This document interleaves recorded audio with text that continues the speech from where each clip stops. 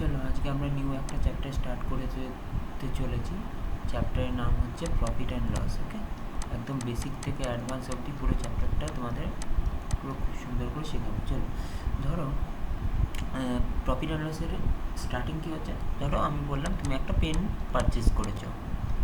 আচ্ছা, pen purchase করছো মানে পেন কিনছো। তাহলে তুমি যেহেতু পেনটা কিনছো, নিজের পকেট থেকে টাকা ইনভেস্ট করে পেনটা কিনবে। তাহলে কত টাকায়? ধরো আমি বললাম পেনটা তুমি 80 টাকাতে কিনেছো। ওকে, 80 টাকা থেকে কিনে আনলে, যেহেতু তুমি নিজের পকেট থেকে টাকাটা ইনভেস্ট করছো, ক টাকা ইনভেস্ট করেছো? 80 টাকা। তাহলে এটা তোমার কী হচ্ছে? সিপি। তার মানে যেই টাকাটা তুমি ইনভেস্ট করবে বা খরচ করবে সেটা তোমার সিপি। সিপি মানে কস্ট প্রাইস। ওকে, তো এখানে সিপি বলতে কস্ট প্রাইস। ওকে, আচ্ছা, এবার কী করলে? তুমি এই পেনটা তোমার ফ্রেন্ডকে সেল করে দিলে। তাহলে তুমি যখন পেনটা সেল করবা, তাহলে কত টাকায়? ধরো তুমি একটু বেশি টাকাতে, 100 টাকাতে তুমি সেল করে দিলে। ওকে, তাহলে এটা হবে তোমার সেলিং প্রাইস।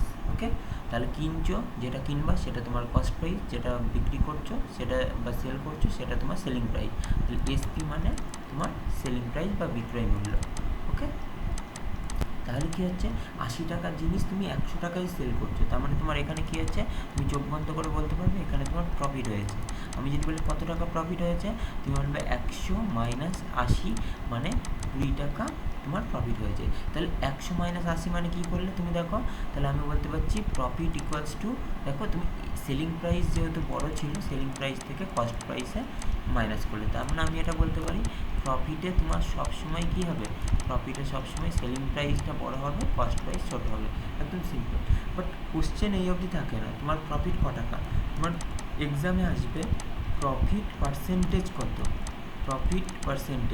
এটা তোমার, বা শতকরা লাভের হার কত, বাংলা এটা দিতে পারে। তাহলে প্রফিট পার্সেন্টেজ হবে, তুমি বলে কত টাকা প্রফিট হয়েছে সেটা দেখবো, আর তার সাথে কার উপরে প্রফিটটা হয়েছে। প্রফিটটা কার উপরে হয়েছে? কস্ট প্রাইসের উপরে। যেহেতু কস্ট প্রাইস কত? 80। তাহলে তুমি বলে প্রফিট হয়েছে আমার 20 টাকা, কার উপরে? 80-র উপরে। 20/80 × 100, তার মানে 20 দিয়ে কাটলে 4, মানে 25%। 100/4 মানে 25%। তার মানে তোমার প্রফিট পার্সেন্টেজ কত?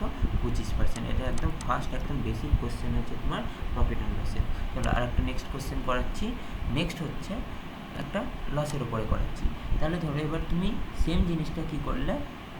লসের উপর। এবার ধরো তুমি একটা সাইকেল কিনছো। ওকে, এবার এই সাইকেলটা তুমি নিজের পকেট থেকে টাকা ইনভেস্ট করে কিনলে। ঠিক আছে, সাইকেল পারচেস করছো কত টাকায়? ধরলাম তুমি 4000 টাকায় সাইকেল কিনেছো। ওকে, যেহেতু তুমি নিজের পকেট থেকে টাকা ইনভেস্ট করে সাইকেলটা কিনছো, তাই এটা তোমার সিপি। এবার তোমার কিছুদিন পরে, 1 বছর পরে তুমি সাইকেলটা তোমার ফ্রেন্ডকে সেল করে দিলে। এবার নিশ্চয়ই তোমার ফ্রেন্ড, তুমি যেহেতু সাইকেলটা অলরেডি ইউজ করে ফেলেছো, তাই তোমার সাইকেলটা 4000 টাকা দেবে না, কিছু কম টাকা দেবে। তাহলে কত টাকা? ধরো বললো সাইকেলটা, বললো তুমি বললে ঠিক আছে 2500 টাকায় আমি সাইকেলটা বিক্রি করে দেবো তোর কাছে। তাহলে তুমি তোমার ফ্রেন্ডকে 2500 টাকায় বিক্রি করছো। তাহলে এটা হয়ে গেল তোমার এসপি। ক্লিয়ার? তাহলে কী হলো? এবার তুমি 4000 টাকা কিনলে, 2500 টাকায় বিক্রি করলে। তাহলে এবার তোমার কী হলো? লস হয়েছে।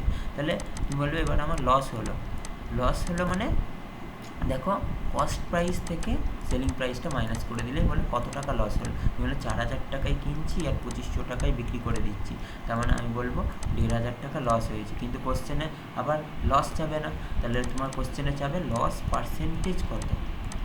পার্সেন্টেজ কত, বা শতকরা ক্ষতির হার কত। তুমি বলে কত টাকা লস হয়েছে দেখবো, আর কার উপরে? সবসময় প্রফিট হোক বা লস হোক, সবসময় আমরা কার উপর ক্যালকুলেট করবো? সবসময় আমরা সিপির উপর ক্যালকুলেট করবো। তাহলে লস আপন সিপি × 100। তাহলে এখান থেকে লস কত? 1500 টাকা। কত টাকার উপরে? 4000 টাকার উপরে × 100। তাহলে একে ডিভাইড করো, তার মানে তুমি বলবে 2 দিয়ে কাটলে 2, 75। তার মানে 75 মানে 37.5% তোমার লস হয়েছে। ক্লিয়ার? এইটুকুনি।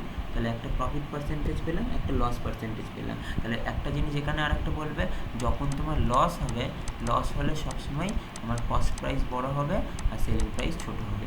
ক্লিয়ার? এইটুকুনি। এবার কিছু কোশ্চেন দিচ্ছি, কিছু কোশ্চেনগুলো, এই কোশ্চেনগুলো ইম্পর্টেন্ট, ভালো করে বুঝবে। কোশ্চেনটা কী দেবে? তোমার বলবে ধরো তোমার কস্ট প্রাইস বলছে 500 টাকা, ভালো করে বুঝবে। কস্ট প্রাইস 500 টাকা, আর এতে তোমার লস হয়েছে কত 20%, তাহলে 500 টাকায় কিনছো আর 20% লস হচ্ছে। ওকে, তাহলে বলবে বিক্রি কত টাকায় করেছিলে। দেখো সব ক্লিয়ার হয়ে যাবে কীভাবে করবো।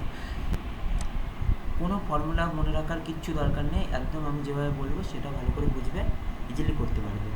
একটা জিনিস মাথায় রাখবে, যে সিপি মানে কি, আমি কি বললাম, তুমি নিজের যেই টাকাটা ইনভেস্ট করছো, মানে তুমি যেই টাকাটা খরচ করছো সেটা তোমার সিপি, তাই তো? তাহলে কস্ট প্রাইস, তাহলে তুমি বলে 500 টাকায় কিনেছিলাম, যেই টাকাটা তুমি তোমার পুরো টাকা দিয়ে জিনিসটা কিনবে, যেহেতু তুমি তোমার পুরো টাকা ইনভেস্ট করে দিচ্ছ, তার মানে সিপি অলওয়েজ কত হবে মাথায় রাখবে, কত টাকায় কিনেছিলে 500 টাকায়, বলবে আমি টাকা বুঝি না, আমি যদি বলি কত পার্সেন্টেজে কিনেছিলে, তুমি বলো আমি পুরো টাকা ইনভেস্ট করে দিয়েছি, মানে আমি সবসময় 100% ইউজ করে দিয়েছি, মানে 100%, তাহলে সিপি অলওয়েজ কত হচ্ছে 100% হবে, ঠিক আছে? তাহলে সিপি 100, এবার তুমি বলবে সিপি কত হচ্ছে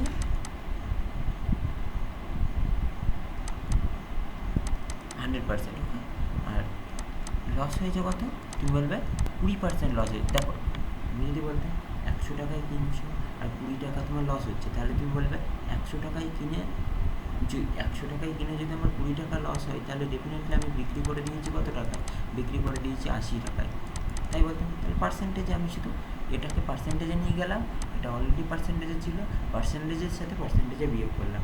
আমি 500-এর সাথে 20% যাই ডাইরেক্ট যোগ বিয়োগ করতে পারবো না, কেন? এটা নাম্বার, এটা পার্সেন্টেজ। তাহলে আমি কী করলাম, সিপিটাকে পার্সেন্টেজে নিয়ে গেলাম, আর লসটা পার্সেন্টেজে দেওয়াই ছিল, ওই দুটো বিয়োগ করে আমি কী করলাম, মাইনাস করে সেলিং প্রাইস পেয়ে গেলাম 80%, ঠিক আছে? 100% থেকে 20% মাইনাস হয়ে গেলে সেলিং প্রাইস পেয়ে গেলাম 80%।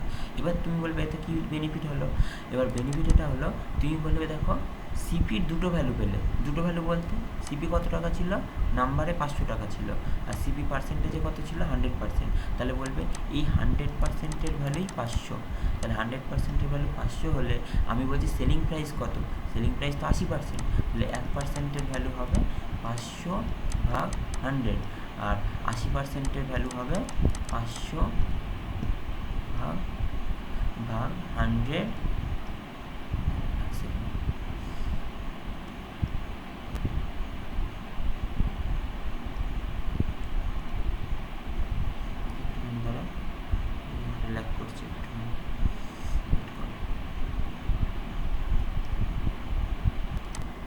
তো 80%-এর ভ্যালু কী হবে, তো তুমি বলবে 80%-এর ভ্যালু হবে 500 ভাগ 100 ইন্টু 80, এটা 80% কেন বার করলাম, কারণ এটাই আমার সেলিং প্রাইস। দেখো সেলিং প্রাইসের ভ্যালু 80%, তাহলে দুটো জিরো কার 5 এটা 40, 400, মানে আমার এসপি কত 400 টাকা। চলো আর একটা কোশ্চেন করি, ঠিক আছে?